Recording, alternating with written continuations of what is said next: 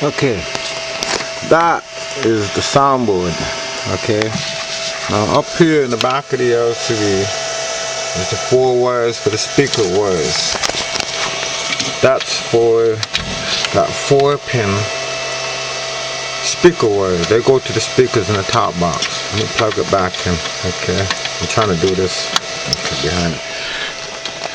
Your machine, for some reason, I'm gonna go into press the white test button, right? And I'm gonna go into my computer. Now, let me go down to setups. Go down to setups. Go into that. Go down to LCD volume, right? Get into there and you can change the volume. Okay. I put mine around 4 or 5, depending on whatever. I'm gonna leave it at number 5. Okay. Now I'm gonna get out of it. Now, go into the options. Right. Go down to sound and the volume on the game. Turn that off. See?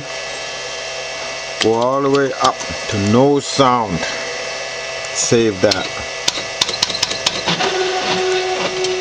Now let me use my cherry switch here, and the game's gonna play, right? Now I'll play it again.